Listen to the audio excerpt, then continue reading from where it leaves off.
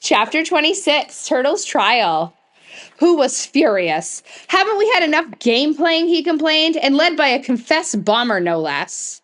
Judge Ford rapped for silence with the walnut gavel presented to her by associates on her appointment to a higher court. Higher court. This was the lowest court she had ever presided at. A 13-year-old lawyer, a court stenographer who records in Polish, and the judge in African robes. Oh well, she had played Sam Westing's game, now she would play Turtle's game.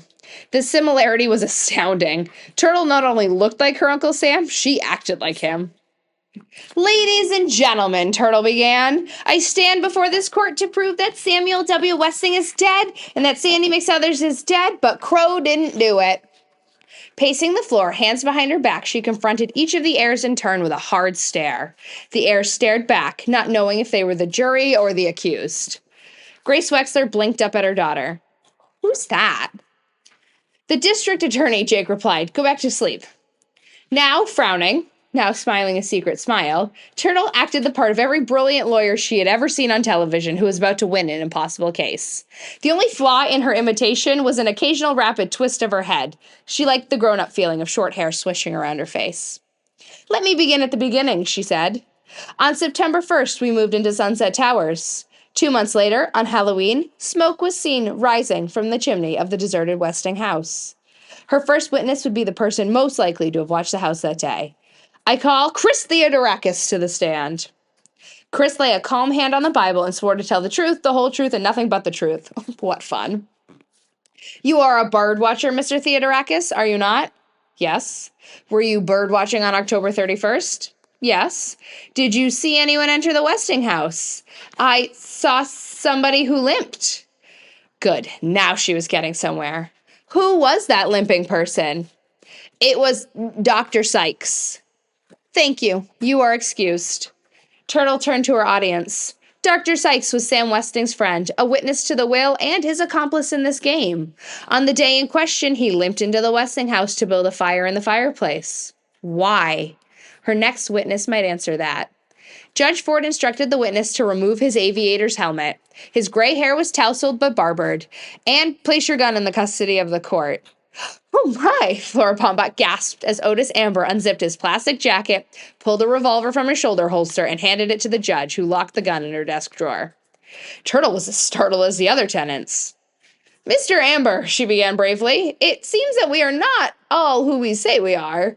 In other words, who exactly are you? I am a licensed private investigator.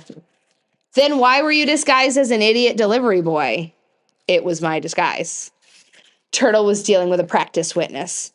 Mr. Amber, who employed you? That's privileged information. The judge interceded. It would be best to cooperate, Mr. Amber, for Crow's sake. I had 3 clients, Samuel W. Westing, Barney Northrup, and Judge J.J. Ford. Turtle stumbled over her next question. What were you hired to do, and when and what did you find out? Tell us everything you know. It was unsettling to see Otis Amber act like a normal human being. 20 years ago, after his wife left him, Samuel W. Westing hired me to find Crow, keep her out of trouble, and make sure she never used the Westing name. I assumed this disguise for that purpose. I mailed in my reports and received a monthly check from the Westingtown Bank until last week, when I was notified that my services were no longer needed. But Crow still needs me, and I'll stick by her no matter what. I've grown fond of the woman. We've been together such a long time. How and why did Barney Northrup hire you? Amber is second in the phone book under private investigators. Maybe Joe Aaron's phone was busy that day? Anyhow, Barney Northrup wanted me to investigate 6 people. What 6? Judge J.J. Ford, George Theodorakis, James Hu, Gracie Winkloppel, Flora Bombach, and Sybil Pulaski. I made a mistake on the last one. I wasn't aware of the mix-up until I looked into Crow's early life for the judge.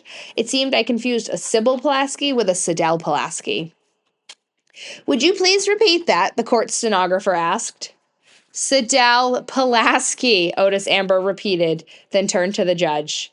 I couldn't tell you about Crow's relationship to Sam Westing. Conflict of interest, you understand. Judge Ford understood very well. Sam Westing had predicted every move she would make.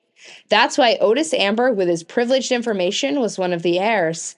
That, and to convince Crow, the queen, to play the game. Turtle had more questions. Are you saying that Barney Northrop didn't ask you to investigate Denton Deer or Crow or Sandy? That's right. Denton Deer turned up in my report on Gracie Winclopple, the Wexlers. Barney Northrop said he was looking to hire a cleaning woman for Sunset Towers, good pay and a small apartment, so I recommended Crow. I don't know how Sandy got the doorman's job. Mr. Amber, you were also hired by Judge Ford, I assume to find out who everybody really was.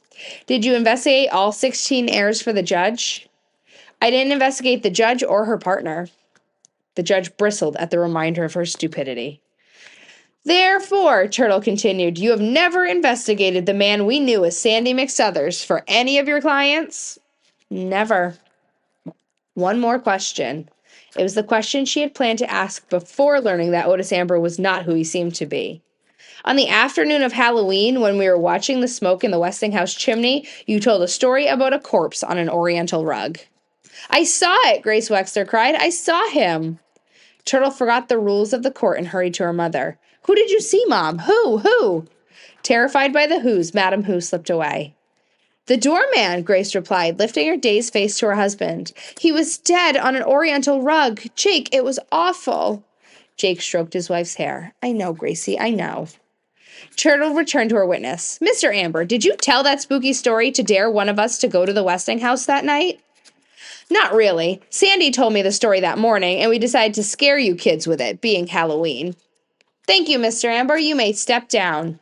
Step down was a term used in court. The floor was level here. Turtle turned to her baffled audience. A fire was started in the fireplace to call attention to the deserted house. Then a spooky story was told to dare someone to go into the house. That someone was me. I sneaked in the house, followed Dr. Sykes's whispers, and found the corpse of Samuel W. Westing in bed. I now call D. Denton Deer to the stand. Turtle stared at her most unfavorite heir.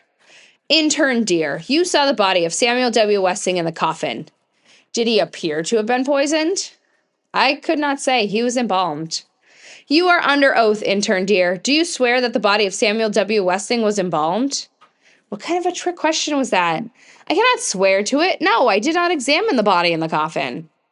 Could the body in the coffin, which you did not examine, have been no body at all? Could it have been a wax dummy dressed in the costume of Uncle Sam? I am not an expert in wax dummies. Yes or no? Yes, it's possible. Anything is possible. What is the brat driving at? Or is she just trying to make a fool of me?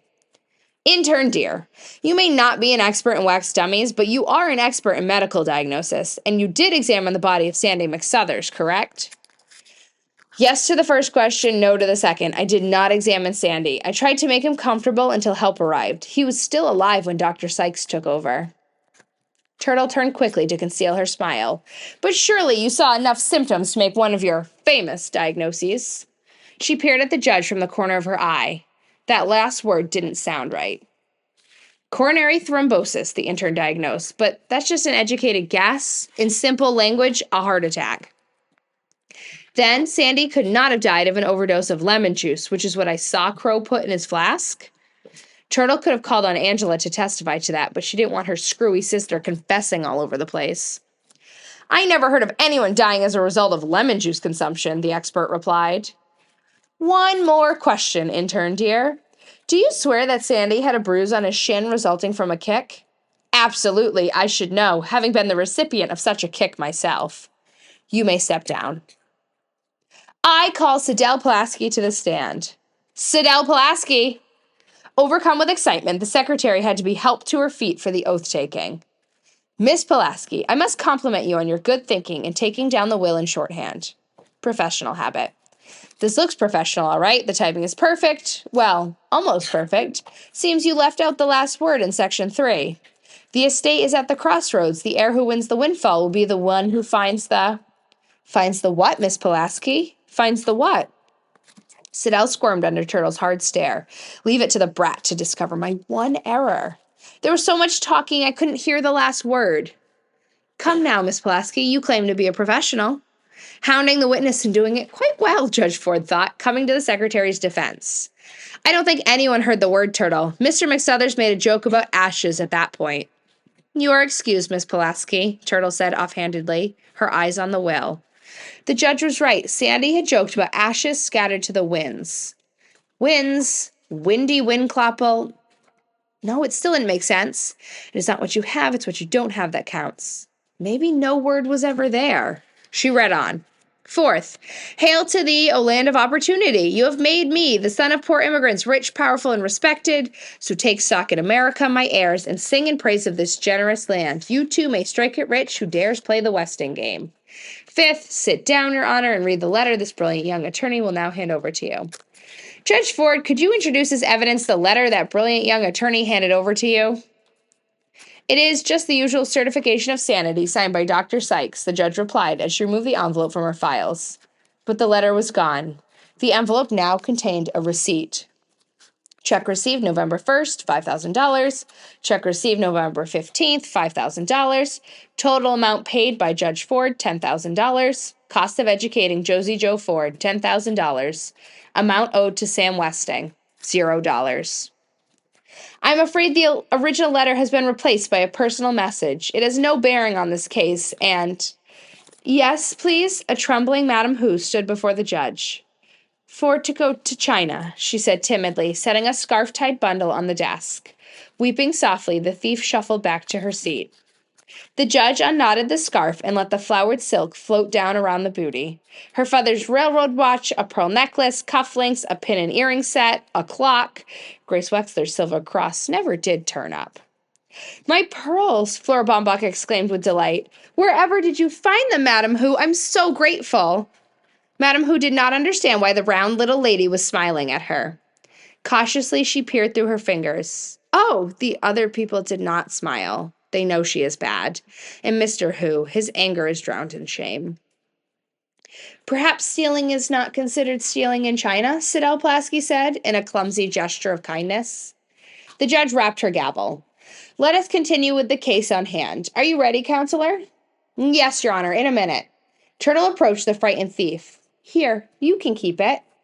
With shaking hands, Madam Hu took the Mickey Mouse clock from Turtle and clutched the priceless treasure to her bosom. Thank you, good girl. Thank you, thank you. That's okay. The heirs were anxious for the trial to continue. They pitied the poor woman, but the scene was embarrassing. 1/2 hour to go. Turtle was so close to winning she could feel it, taste it, but still the answer eluded her. Ladies and gentlemen, who was Sam Westing, she began. He was poor Windy Windclapple, the son of immigrants. He was rich Sam Westing, the head of a huge paper company. He was a happy man who played games. He was a sad man whose daughter killed herself.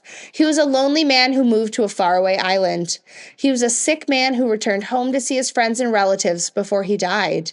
And he did die, but not when we thought he did. Sam Westing was still alive when the will was read. The judge rapped for order. Turtle continued. The obituary, probably phoned into the newspaper by Westing himself, mentioned 2 interesting facts. 1, Sam Westing was never seen after his car crashed. 2, Sam Westing acted in 4th of July pageants, fooling everybody with his clever disguises. Therefore, I submit that Sam Westing was not only alive, Sam Westing was disguised as one of his own heirs. No one would have recognized him with that face bashed in from the car crash. His disguise could be simple: a baggy uniform, a chipped front tooth, broken eyeglasses. Sandy? Does she mean Sandy? The judge had to pound her gavel several times. Yes, ladies and gentlemen, Turtle went on. Sam Westing was none other than our dear friend Sandy the doorman. But Sam Westing did not drink, you say. Neither did Sandy. I used his flask on Halloween, and there was a funny aftertaste in my pop, but not of whiskey. I know how whiskey tastes because I use it for a toothache. It was medicine. Sandy was a sick man, and the flask was part of his disguise, but it also contained the medicine that kept him alive. Turtle surveyed her stupefied audience. Good, they bought her little fib. As I said earlier, I saw Crow fill the flask with lemon juice in the kitchen, but I saw something even more interesting on my way back to the game room. I saw Sandy coming out of the library. Sam Westing, as Sandy, wrote the last part of the will after the answers were given, then locked it in the library desk with a duplicate key. But what about the murder, you ask? Turtle said, even though no one had asked. There was no murder. The word murder was first mentioned by Sandy to put us off the track. I did not die of natural causes, the will said. My life was taken from me by one of you. Sam Westing's life was taken from him when he became Sandy McSuthers. And Sandy died when his medicine ran out. Turtle paused in a pretense of letting the heirs mull over her last words, trying to figure out what to do next. Why did Turtle leave out Barney Northrop, the judge wondered. She knows Northrop and McSuthers were the same man because of the bruised shin. Either she doesn't want to confound the jury, or she has no more idea than I have why Sam Westing had to play two roles. Why did Sam Westing have to play two roles, Turtle wondered. He had a big enough part as the doorman without playing the real estate man as well. Why two roles? No, not two, three. Wendy Windclopple took three names. 1, Samuel Westing. 2, Barney Northrop. 3, Sandy McSuthers. The judge had a question. Surely Mr. McSuthers could have had his prescription refilled, or are you implying he committed suicide? Pardon me? Turtle was searching the will. The estate is at the crossroads. The heir who wins the windfall will be the one who finds the fourth. That's it. That has to be it. The heir who wins the windfall will be the one who finds the fourth. Wendy Windclopple took 4 names, and she knew who the fourth one was. Keep calm, Turtle, Alice, Tabitha, Ruth, Wexler. Slowly, very slowly, turn toward the judge, act dumb, and ask her to repeat the question. I'm sorry, Your Honor, would you repeat the question? Turtle knows something. The judge had seen that expression before. Sam Westing used to look like that just before he won a game. I asked if you consider Sandy's death a suicide. No, ma'am, Turtle said sadly, very sadly. Sandy McSuthers, Sam Westing, suffered terribly from a fatal disease. He was a dying man who chose his time to die. Let me read from the will. 6th, before you proceed to the game room, there will be 1 minute of silent prayer for your good old Uncle Sam. Ladies and gentlemen, heirs, for we all inherited something, let us bow our heads in silent prayer for our benefactor, Sam Westing, alias Sandy the Doorman. Crow! Otis Amber leaped to his feet as Ed Plum led the cleaning woman through the door.